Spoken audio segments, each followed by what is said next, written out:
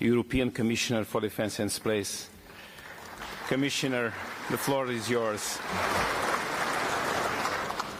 Your Excellency President, Speaker, Prime Minister. Prime Minister is leaving. No problem. Dear colleagues, dear friends, welcome to Seimas, to my parliament. I was parliamentarian here for 27 years. In these very seats, I was sitting right here somewhere, controlling microphone, and was facing tough parliamentary control of this House when twice I was the Prime Minister of this country. So you can understand why it is a great pleasure for me to speak with fellow parliamentarians.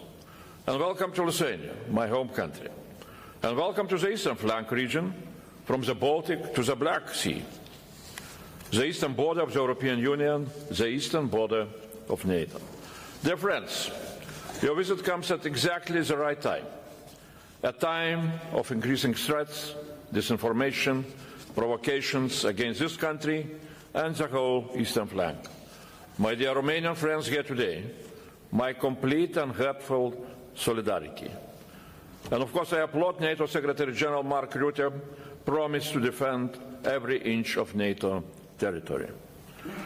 It is clear what explains Putin's erratic attacks. Ukraine is starting to prevail. The more Ukraine prevails, the more nervous Putin gets and desperate. The goal of Putin to frighten people in this region and Europe, maybe we shall stop supporting Ukraine. Our answer, not back down, but double down. Further increase defense spending and production.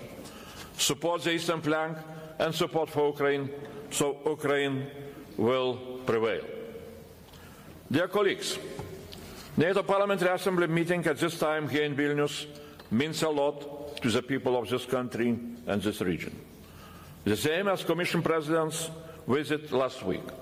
It shows NATO has our back, and the European Union also has our back. NATO and the European Union, two organizations united by a single purpose: to keep Europe free, safe, and at peace.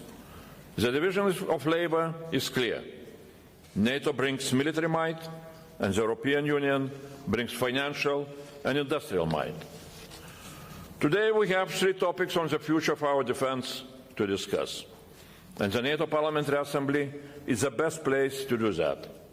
European security architecture, European defense industry, and the issue of Ukraine.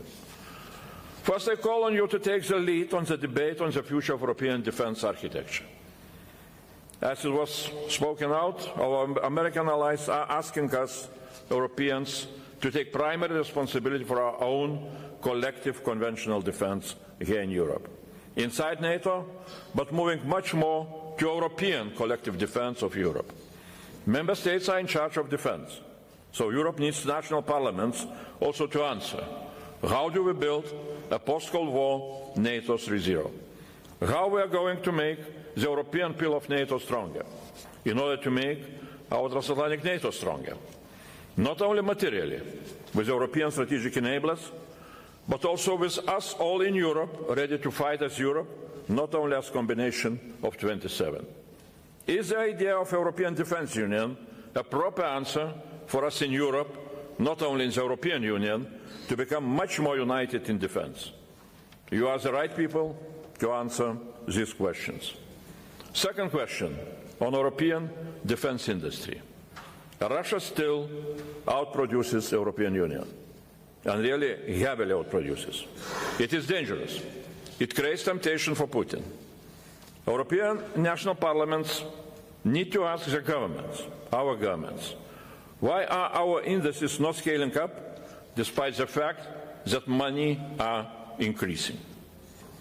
Ukraine increased defense production by 50 times since 2022, up to 50 billion euro, up to the level what German defense industry now is able to produce per year, or French defense industry is able to produce per year.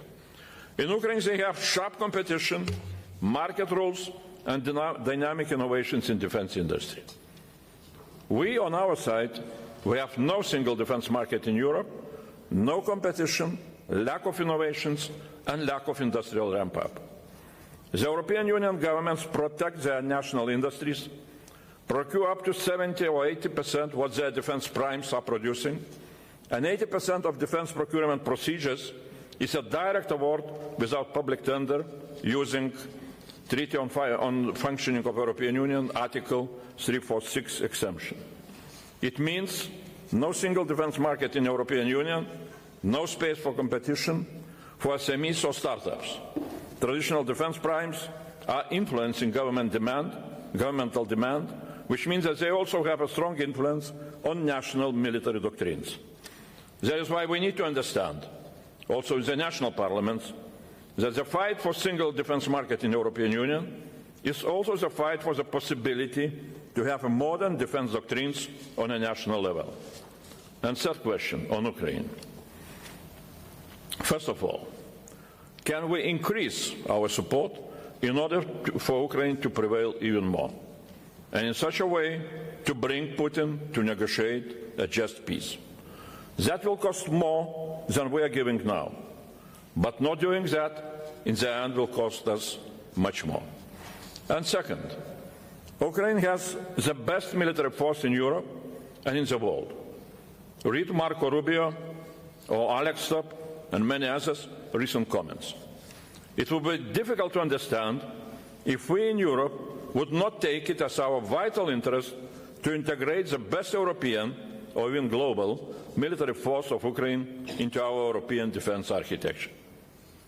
While NATO membership for Ukraine is still not agreed, while EU membership will take perhaps a longer period of time, the national parliament should push for Ukraine's membership of the European Defence Union, with an European Security Council in the leadership of such a union, and with Ukraine in such a Security Council.